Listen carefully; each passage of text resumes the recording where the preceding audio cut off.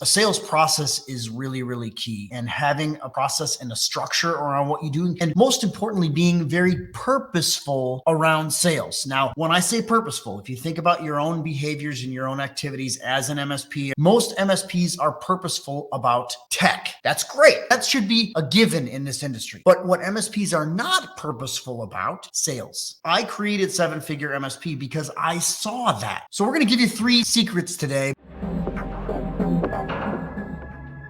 What is up, everybody? Welcome to another episode of the Building a Profitable MSP podcast. I'm your host, Chris Weiser, here with a very, very special guest today, my good friend, Cindy Phillips. How you doing, Cindy? Hey, I'm doing great, Chris. Great to be with you here. What a fun thing to be on a podcast. I'm never on podcasts. This is super cool.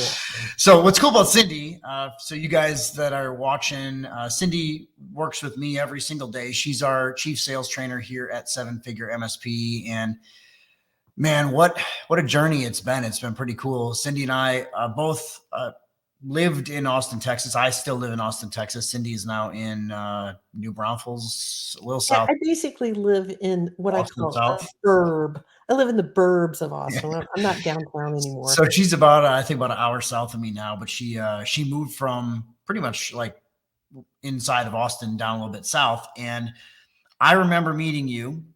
Oh, yeah. Yep. And I also remember both of us moving on from our roles that we were at when we met. And I remember sitting down in a little coffee shop. Yep.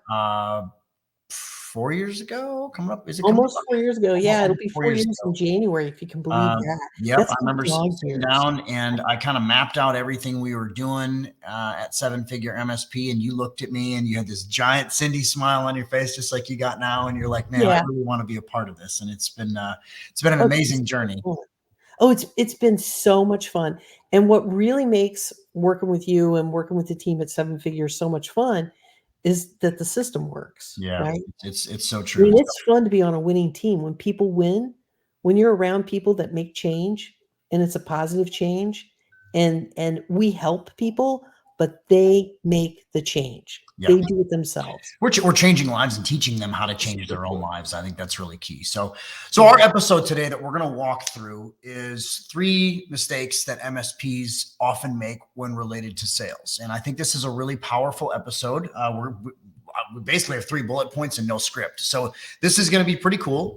It's an evening here for me in Austin. Well, we're both in the Austin area, but we're Central Time, early evening for us. So it's a little bit dark. That's kind of why we both look like we're behind lights. In the dark.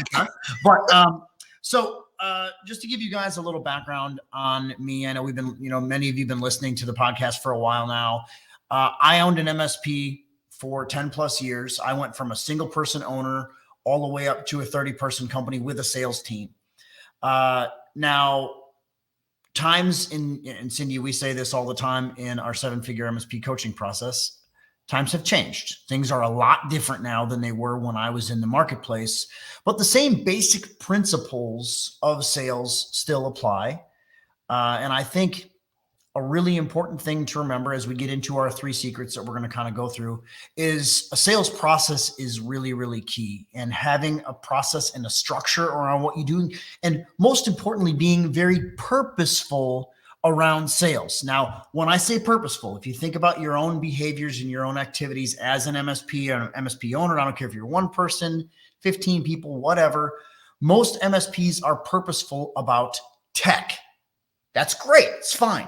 And at no point does anything we're going to say today diminish your tech skills, your tech ability, your tech delivery, any of that stuff, because that should be a given in this industry. But what MSPs are not purposeful about is they are not purposeful about sales. And I created 7-figure MSP because I saw that. That's exactly why we created this platform. That's how Cindy and I ended up being together. And so we're going to give you 3 secrets today, but by no means does this like the end all be all, because it takes consistency, it takes persistency, it takes structure, process, actively being consistent. And consistent is kind of boring and consistent is kind of hard because the MSPs like the tech. That's why they gravitate to that. So all of that is a baseline. I'm going to come over to Cindy and we'll kind of do a little talking back and forth here. And if you're watching on video, you get a chance to see us together. If you're listening on the audio portion, keep in mind and try and keep yourself notes on both sides. But Cindy, so what is our first the first mistake? So, yeah, I mean, the thing we really want to talk about was what's the one thing that everybody does that does not serve you well? What's the first thing that you can do in a sales opportunity with a new prospect that will put you behind the 8 ball, put you in a place where it's really tough to come back from? Okay.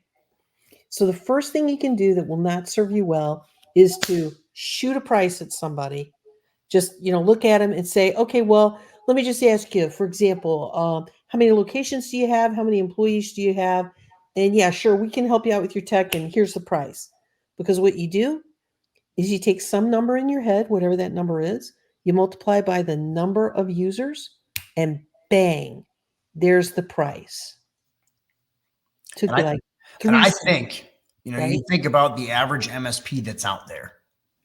That's what they're doing. That's what they've been doing for 5, 10, 15, 20 years. They've been like, walk in, shooting out a price. Here you go. Yeah, so now I want to break down why. You might be saying, well, Cindy, I do that all the time. I built $1 million business. That behavior served me well. That's like not a problem. You're crazy if you think I should be doing something different. Yeah. Well, here's why. Shooting a price by just talking to somebody over the phone, unseen, you don't even know what's going on in their shop, does not serve you well. How can you quote something sight unseen? How can you quote something when you don't even know what's going on in their shop or how they do things or what's involved? Are you omniscient? I mean, really, seriously. You're not. You can't be. And what we preach all the time is you want the right clients with the right scope at the right price. And the only way you get the right scope is by talking to people and understanding what their needs are, what's their situation, how are things going to evolve, grow, and change over time? What are you going to do for them? So I'm going to take care of everything and I'm going to shoot you a price with no due diligence. Sure, maybe you've built a big MSP. Hats off to you if you have. How profitable is it? And that's really the ugly story that nobody talks about is how much profit are you delivering to, what's your net profit? Are you getting the lifestyle you want? Or are you working 18 hours a day because you can't afford to hire help? You can't pay yourself the wages you want to pay. Even if you can pay yourself the wages, maybe you can, but you can't hire help so you can actually take vacation. And I've actually had, Cindy, I've had MSP owners out on the internet. We have a really large Facebook group. If you guys haven't seen it, it's called the IT and MSP Business Owners Group. I've had guys argue with me, this is what I want. And it's like they're trying to convince themselves. Well, maybe it is what you want. Okay. Maybe you do feel that in order to have this business, you got to be on a razor thin edge. Maybe you feel like you have to grind it really You think that hard. some of that is like their personality style, maybe? And that's or maybe their value set. Yeah. Hey, I got to be grinding it hard or I'm cheating, right? Maybe there are people who think that. So I have a common question around that, because one of the things that I'm seeing, like, how do you, like, actually, number one, you can't scale that, right? You can't scale that. But number two, how does that work? And I know we're getting a little bit off topic here, but it's just like something that entered my head.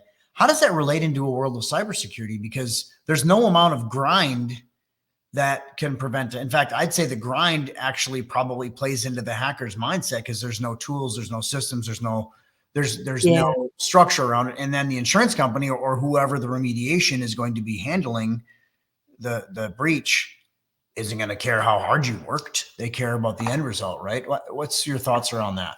So here's the thing. I was on a call I didn't tell you about this week, Chris, with someone who told me that they got called into a situation with a client and they're replacing another MSP. And that MSP was doing things the way people did it 15 years ago. He went through a bunch of technical stuff, which just went right over my head. But the takeaway message was this MSP had never tooled up. They had a process that worked for them at one point in time, and they never evolved. They never grew. They never changed. They just kept stamping out the same cookies, right? never upgraded the ingredients, never changed anything. I think that sadly there are people out there that do that. But here's what's really happened. Things have changed dramatically. Cyber attacks are way up, and we're having to raise our standard of care across the board. And that means we have to do things differently. And probably the easiest example to give this is, Chris, we go out to see the dentist every once in a while, Mhm. and you can go to a dentist that's like still scraping your teeth with that little iron thing, or you Yep. can go see somebody who's using, an ultrasound machine, and you're in and out in 5 minutes, right? It's funny because I actually switched from one dentist to the next, and I'm like, oh, that's cool because it was so much like. So I'm with you on that, exactly on that. Yeah. So the thing is, maybe it served you well to just go in and say how many people, shoot a price, and boom. But things have changed so much that you really need to understand that every potential client you pick up is a real and material risk to your business. Because if that client gets hacked, who's the insurance company coming back on? Yeah. They're coming back on you, right? And if that company gets hacked and they get hacked and they're able to do a lateral attack through your client to other people, well, man, now you're That's in your the supply wrong. chain, maybe your supply chain attack, just so everybody understands, that lateral Exactly. attack is going sideways. That Yeah, supply using it chain. as a branch off, as a Yeah. launch point, Yeah. right? And I actually was on a call with you earlier today, and I heard you mention the Target breach from years ago. That's exactly where that came from. So that's what, 2010, 15. 11, or was Yeah. 15? Was it that late? It was 2015. I thought it was Yeah, before. I mean, I did a tabletop exercise at South by Southwest with the VP from Experian back at, Mhm. South by Southwest in that time frame, and, everybody knew how it happened, but where did we become complacent enough to think that that wasn't gonna become a dominant model? And now it's a dominant model with 8 to 10 years of experience, and the Yeah. question is, well, what are you doing to be able to slow that stuff down, Yeah, and they're right? getting better at it too. Like, Oh, and they're yeah. pivoting. And the thing I think we're going to see with this, and we're going to come around to our mistake number 2 here in a second. The thing I see is we're finally starting to see, and this is part of why the 7-figure MSP coaching program really, really works. We are seeing some regulation come into play. We are seeing, you heard Cindy mention the insurance company factor. We're seeing some accountability being handed down. And for years, the MSP industry was kind of at the mercy of what the client wanted because there was nobody to hold anybody account. Well, the accountability is finally starting to come down. We're starting to see some regulation.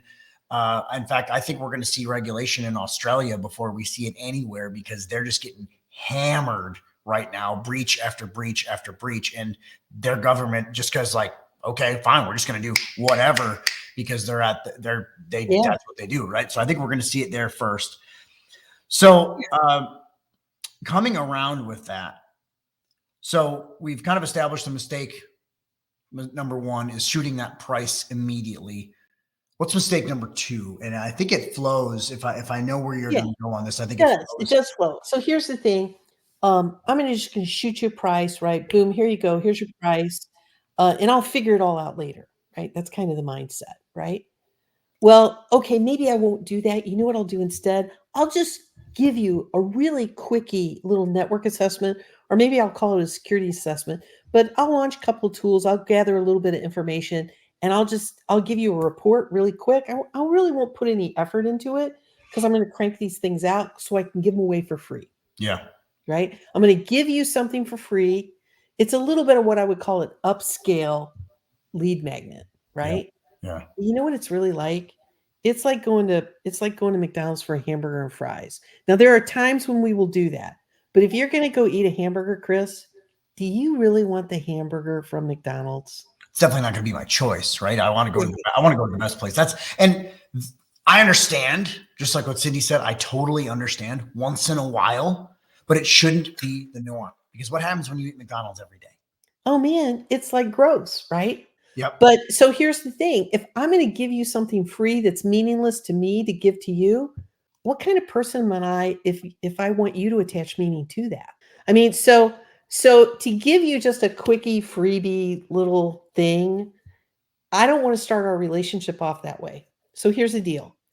If we're thinking about doing business together, we're going to have a bad day someday.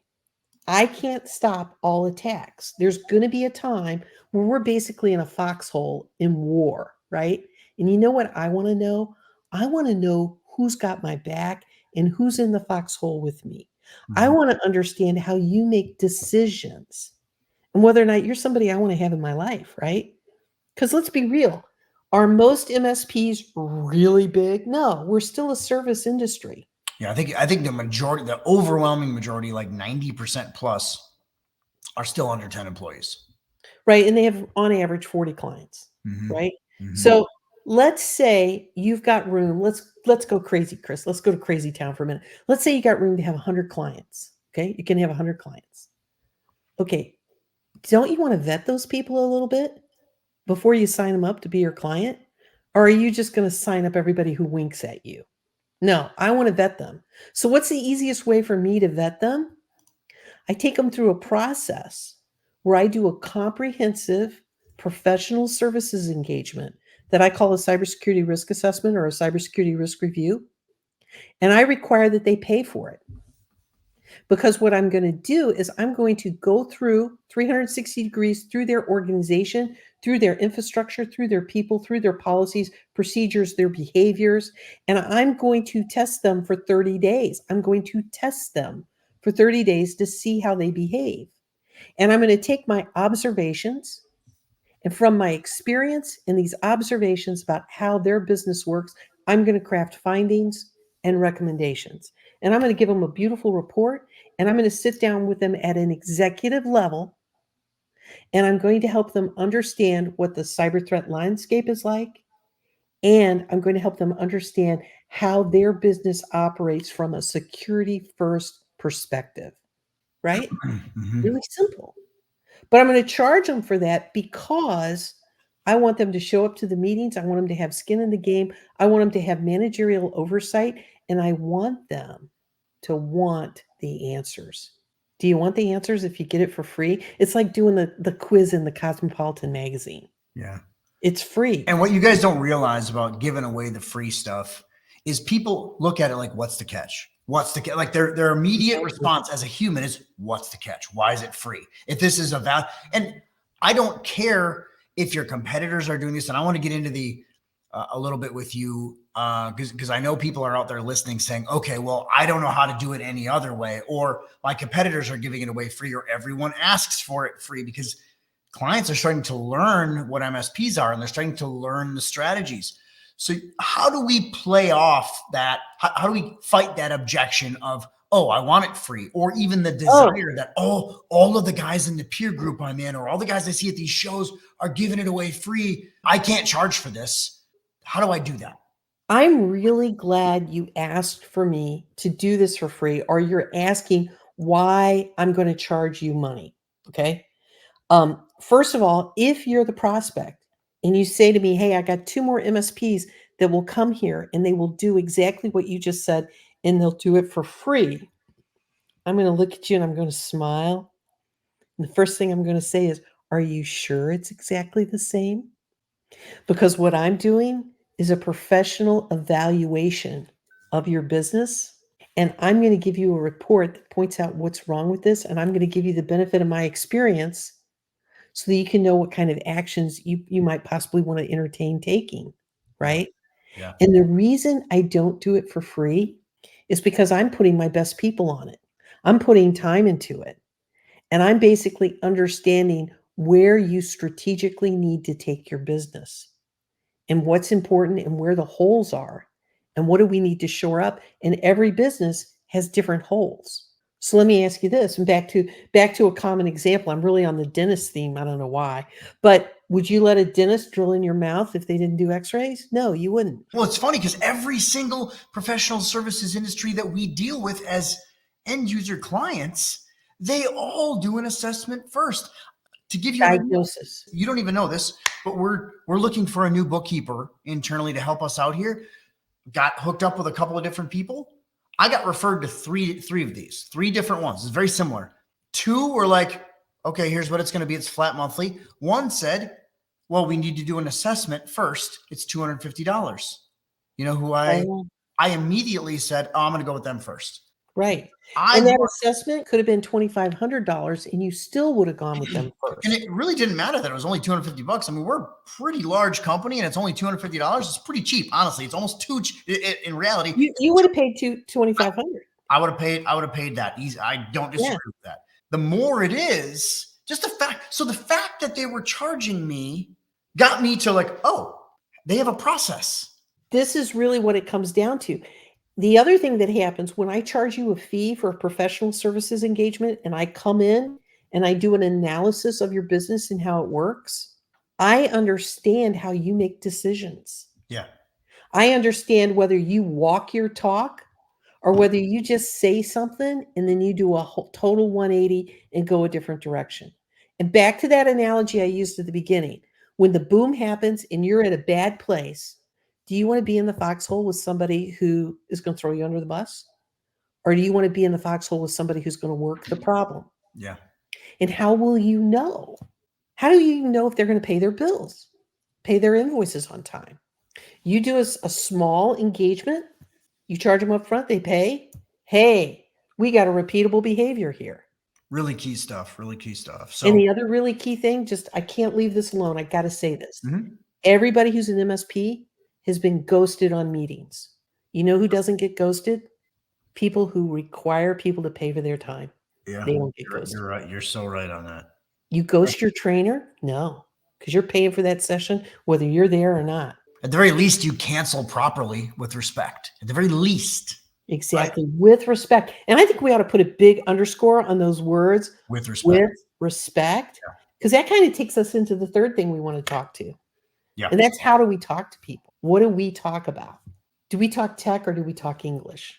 You want to get into that comfort space where the end user feels that you're on their level, speaking their language, not talking to them like, and I said this earlier on the same call that we were on as we were kind of talking about these things.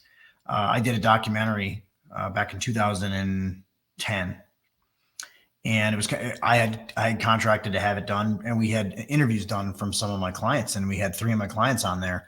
All 3 of them stated, like, there was no script for this. They all stated, well, Chris comes and talks to us like we're real people. So think about how big of a deal. Like, I didn't even realize it at the time. It was just who I am. Like, it's just, I'm not a big techie talker guy, but this industry as a whole, I understand that you guys like tech, but you have to get on your client's level and you have to speak to them in terms that they care about. That run home to mama, Cindy and I call it run home to mama. When techs get lost, when they don't have a sales process, when they don't have structured stuff, they run home to mama, which is talking about backups and server sizes and all this other stuff that has no impact on the sale. And more importantly, when we use words that people don't understand for any reason, there's a disconnect that develops. And it's going to impact trust. It's going to impact rapport. And so when you make a choice on how you want to talk to somebody, you're making a choice whether you want to meet them where they live or whether you want to try to drag them to where you live. Mm-hmm. Which one do you think is easier? Yeah, definitely don't want to be dragging, right? And the other factor with the dragging piece is they're not going to go willingly because you're dragging them. So they're going to effectively be metaphorically kicking and screaming, which means they're not going to understand. They're going to be confused and lost in the wilderness. Which means they're going to cancel 5 minutes before an appointment. Or they don't buy, which is worse. They're going to send you signals that they're not like kumbaya with you, right? They're not connected to you. Yeah. And it all starts with the first phone call. Building rapport starts with that first phone call, being respectful about what people's situations, what their business is like, all starts with that first phone call. And when we do our sales process, we don't use a single technical word, and that's by design. And I will tell you guys that are listening to this, we have to rip the tech out of the MSPs to get them to stop running home to mama. We have to literally kicking and screaming, rip it away from them, because this is something that is just, it's become a part of their repertoire of things that they talk about to every single prospect, to every single client. Yeah, absolutely. And the thing is, the more comfortable you get in just talking about this in plain, simple terms, the more powerful you are when you meet with people. The easier it is for them to understand the value that you truly bring to the situation. And we know that people don't want to manage their own computers. Yeah. And we know that people want to ignore security issues. We know that. So how do they get comfortable with letting you do it for them?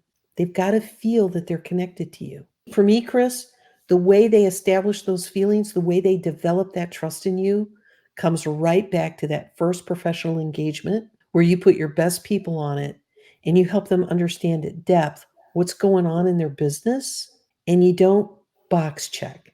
You Yeah. don't just say, let me throw this out there. You really put your heart and soul into it. Yeah. So actually having a process, knowing what you're talking about. In fact, in our coaching program, one of our most successful salespeople at an MSP didn't come from doing tech, didn't come from doing all this history in the MSP industry. She came from selling insurance at a small insurance firm in Dallas and just crushing it because she knows how to sell risk and she knows how to talk to the end user client. Another one of our most successful people came from selling burial plots. Really? Who's that? I don't even know who that is. I'm not going to mention who it is, but Tell me who that is they later. are. I don't even know who that is. I didn't know that one. So that's a great one. Yeah. So it's the kind of thing, if you can talk about it, something intangible, and make people feel it here in their heart, makes a big difference. And you don't do that by having how can I say this? You don't do it by having meaningless conversations. Yeah. You have to ask questions that matter, and you really have to turn your ears up to like level 15 and really listen. And I compare sales to dating so much. And if you guys think about when you were dating, or maybe you're currently dating, if you're the person that talks nonstop and all you do is talk about yourself and your resume, how well do you do? But for some reason in sales, that's what most MSP owners, MSP salespeople do, is they sit there and they talk about themselves. They don't listen and they recite their resume, their tech stuff. It's really important to think about. All right, Cindy. So we're coming to bottom of the hour here. Great discussion. We talked about our 3 mistakes that MSPs make. 1, shooting a price on the first visit. 2, giving away your network or cybersecurity risk assessment.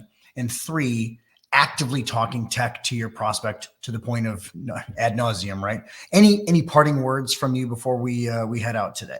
I would say the biggest thing to be successful in sales, especially as an MSP, is to be as thoughtful in every step of the sales process as you are in every step of resolving a ticket. That's good. It's the same kind of workflow, just in a slightly different domain. So when you commit to actually having a process, whatever it is for you, and you handle it like you handle tickets, all of a sudden things get really simple. And I'm going to say also being very purposeful about sales. I said that as I opened. Please, that does not mean that you don't care about tech. It doesn't mean that we aren't going to deliver a great service. Those things should happen anyway, but you need to be, if you want to grow your business, and maybe you don't want to, that's fine. But if you want to grow your business, if you want to scale, you have to be purposeful about sales. And if you need help with that, we'd love to talk to you. 7figureMSP.com. You get to meet me on day 1. You get to meet Cindy on day 2. So it's pretty cool. So Cindy Phillips, great job today. So thankful for you being here. You are a legend in this industry. So honored to have you on our team and on my stages. It's absolutely awesome. Hey, listen, we have a good time. We do real work. Love we it. Get stuff done, and we help people. And we help businesses keep themselves safe. And that's what it's all about. Yeah, absolutely. And keep a lot of people employed too. It's really cool. So, yeah. All right. Cindy Phillips, again, thank you. Thanks everybody for listening on another episode of the Building a Profitable MSP podcast. My name is Chris Weiser. We'll see you guys soon. Bye-bye.